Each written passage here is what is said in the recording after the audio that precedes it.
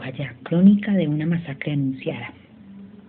Bojayá se encuentra ubicada en la región occidental del departamento del Chocó, en el Atrato Medio. Se accede por vía fluvial y vía aérea. Lo de pescadores cultivan plátano, maíz, arroz y yuca.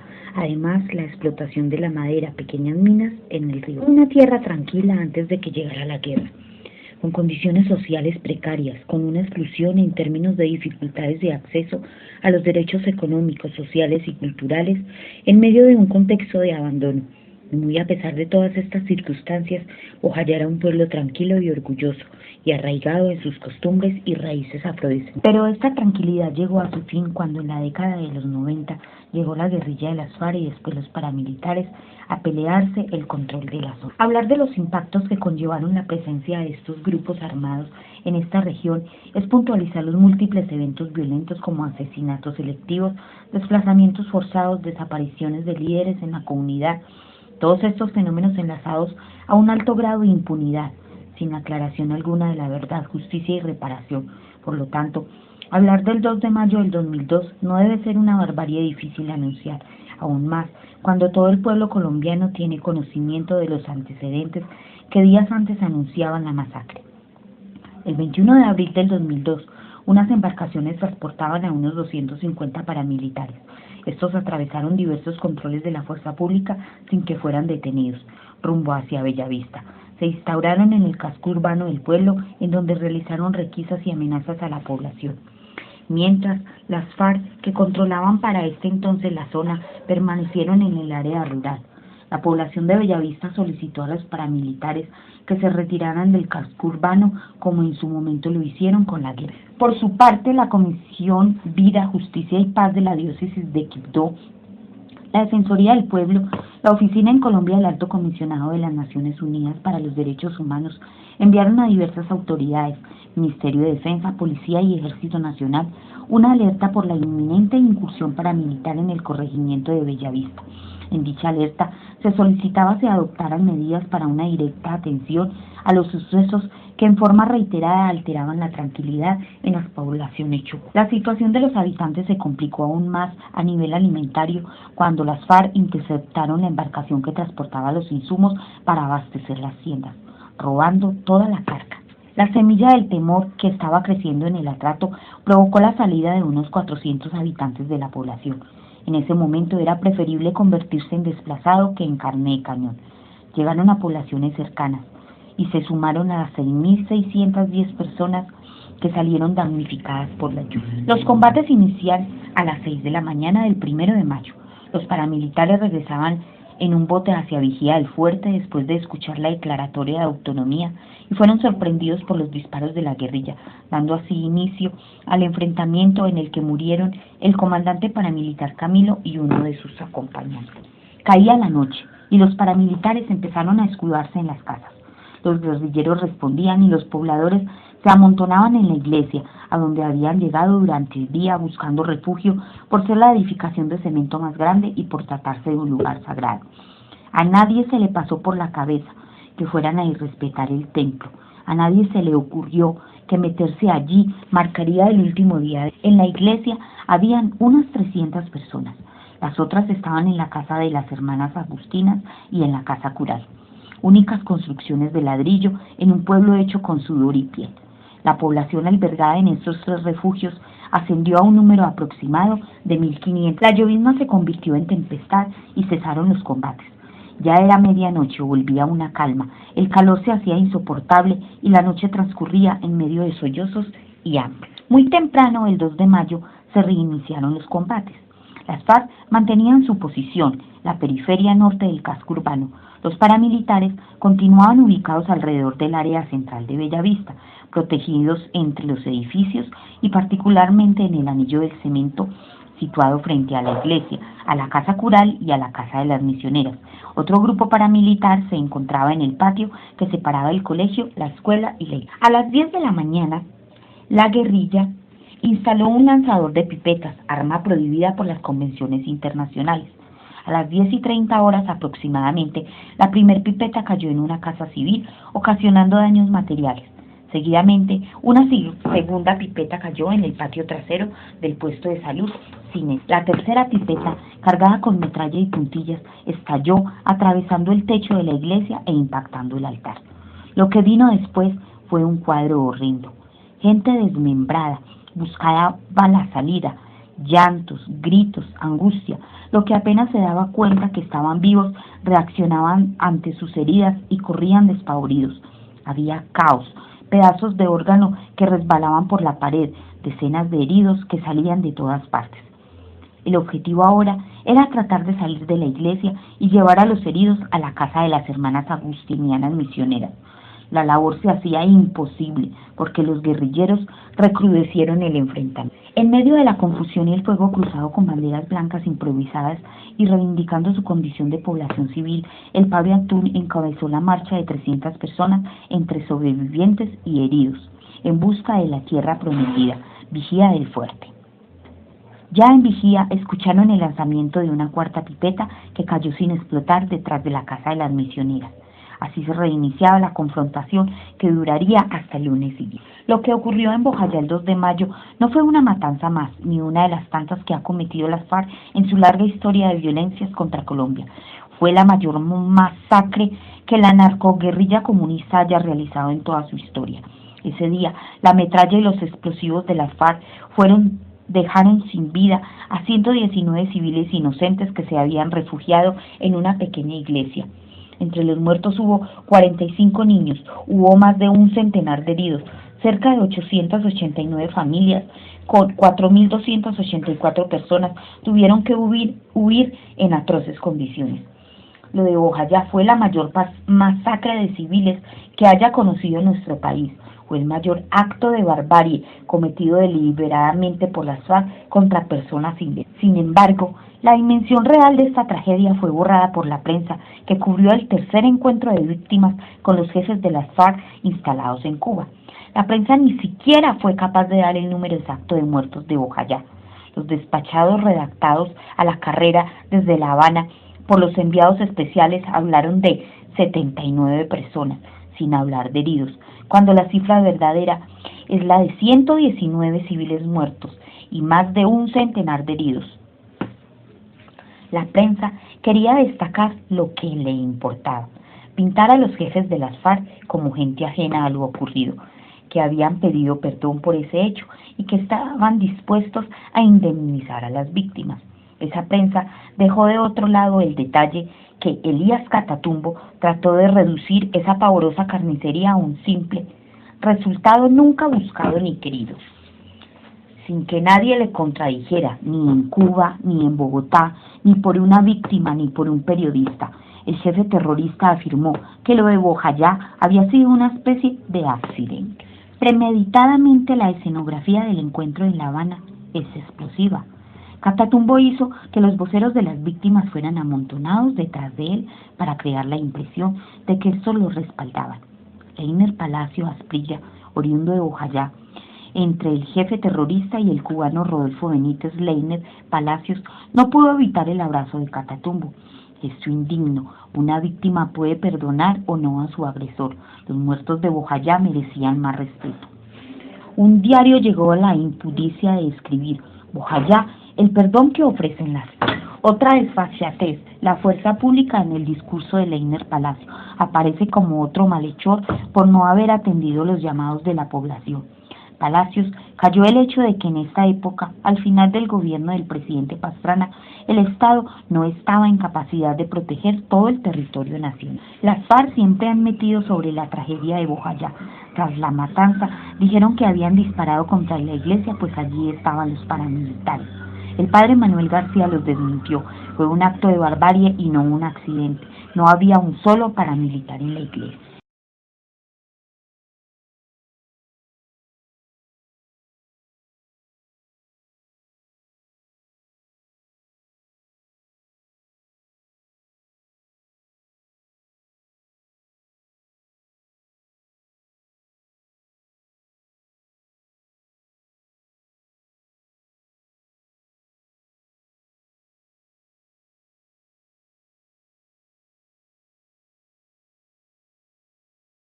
Según el magistrado, antes de que la barbarie se desatara, habían 5 retenes de la Armada con casi 600 hombres custodiando el río, pero hicieron caso omiso a las advertencias de la población y de los casi 50 informes de inteligencia presentados por los investigadores, omisión que permitió a los frentes 5, 34 y 57 de las FARC lanzar una pipeta a la iglesia del pueblo, buscando acabar con los hombres del bloque Elmer Cárdenas de la AUC, con los que combatían para la apropiación del territorio.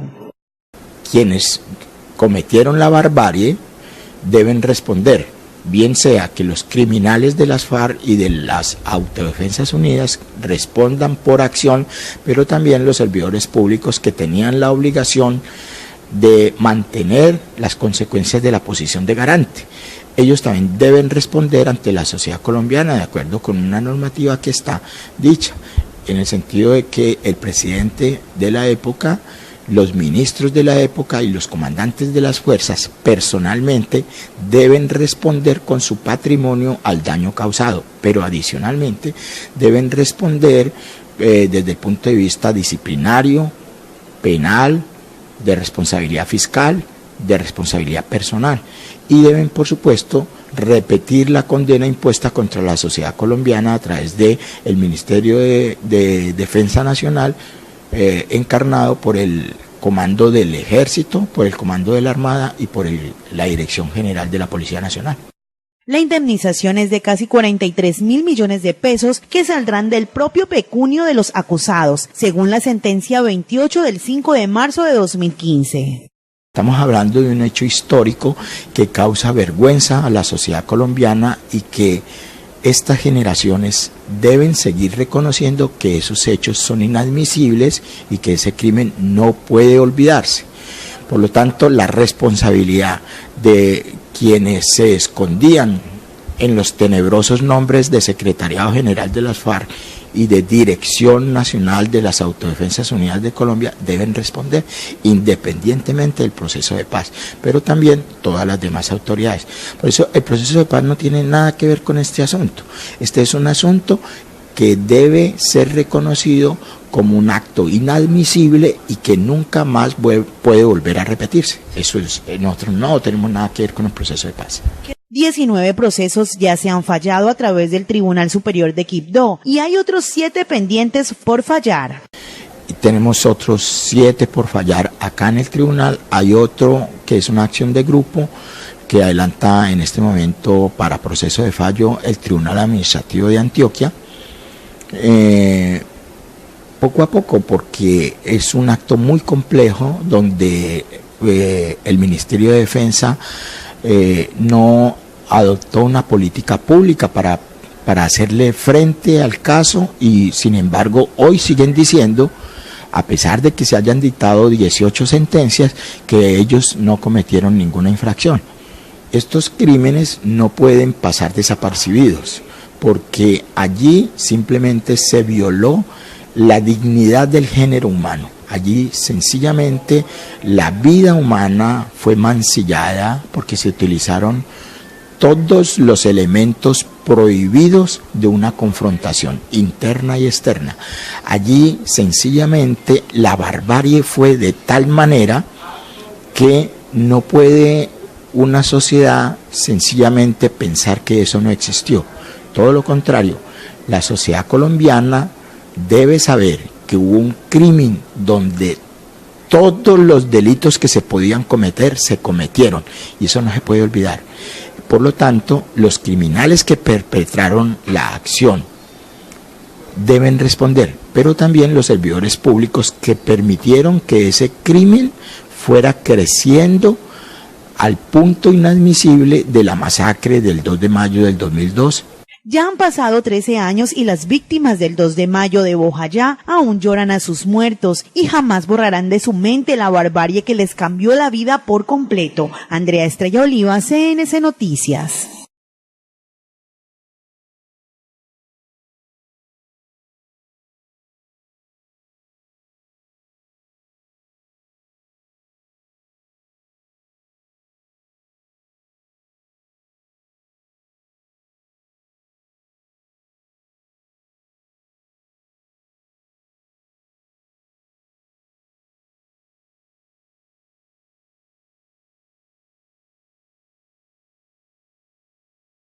La justicia militar y la Procuraduría dejan a un lado toda posible responsabilidad en lo referido al paso y actuaciones francas por parte de los paramilitares.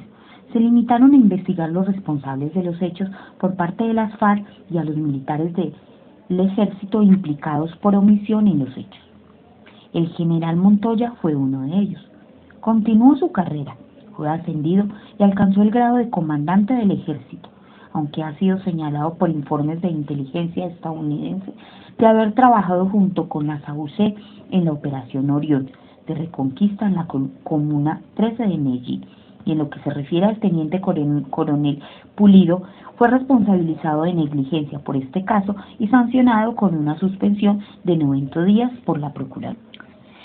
El expresidente Álvaro Uribe inició negociaciones para la desmovilización de los grupos de autodefensa, a la que se acogió Freddy Rendón al mando del contingente AUC el día de la masacre de Bojayá. También, bajo su mandato, se finalizaron las obras del nuevo Bellavista. En el proceso judicial responsabilizó de la masacre al sacerdote Antún por haber reunido a los habitantes en la iglesia y haber cerrado el puerto. Se puso en marcha un proyecto denominado Reubicación con Dignidad de la mano de la Agencia Presidencial para la Acción Social, por el cual a los supervivientes se les hizo entrega de un nuevo poblado, Nuevo Bellavista, construido a 1 kilómetro del lugar original. Fue inaugurado el 13 de octubre por el presidente Álvaro Uribe, acompañado de una delegación estadounidense. Sin embargo, en este nuevo municipio no se recupera de lo sucedido y rondan los fantasmas, y las víctimas de la masacre siguen sin ser reparadas, y más aún, siguen a merced de los grupos armados ilegales que aún hacen presencia en la zona. Y como las marcas y las secuelas de la guerra aún quedan, varios de los sobrevivientes fallecieron de cáncer, según las víctimas, por culpa de las esquirlas que les quedaron en el cuerpo. Además, se disparó el número de enfermos mentales y, lo que es más lamentable y vergonzoso, la mayoría de ellos sin posibilidad de acceder a una atención digna. El terror se le metió en el alma. A la cifra de víctimas habría que agregarle los que se murieron de miedo y de tristeza, palabras del representante de las comunidades indígenas. Otros sobrevivientes de la masacre se fueron a Quibdó, prometiendo nunca volver.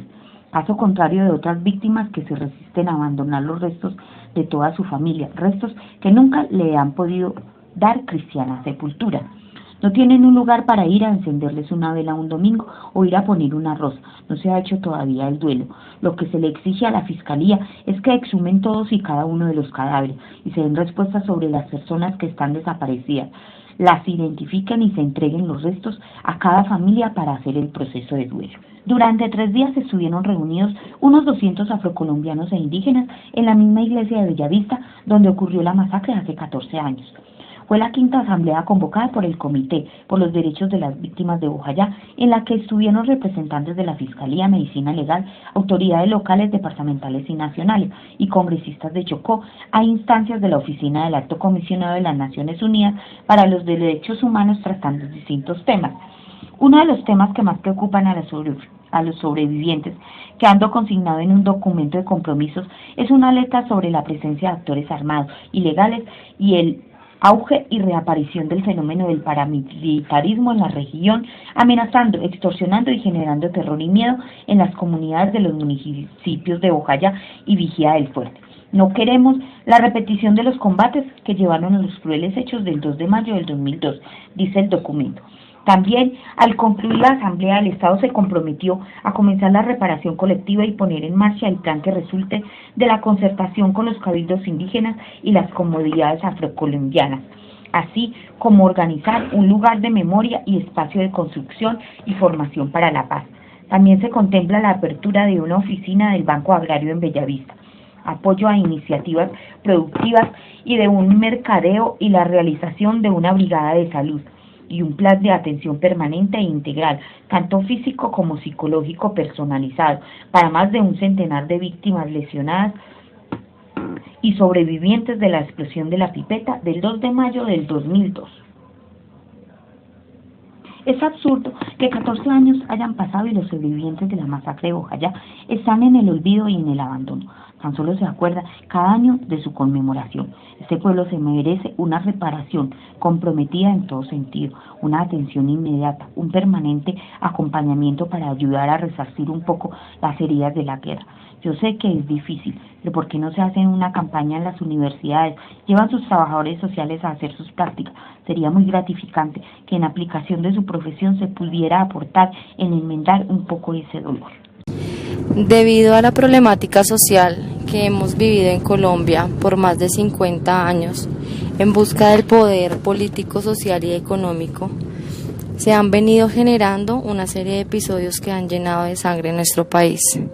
En Bojayá, en el año 2002, por parte de las Fuerzas Armadas Revolucionarias de Colombia, FARC, por querer tener el control de la ubicación geográfica, este grupo revolucionario atentó contra la sociedad civil mediante un cilindro que explotó en la iglesia de este pueblo, dejando así muertos y heridos. Esto ocasionó una gran problemática social y económica, en la cual el Estado colombiano no tuvo mayor participación ni ningún interés en solucionar las consecuencias que ocasionó este ataque, dejando en el olvido dicho pueblo.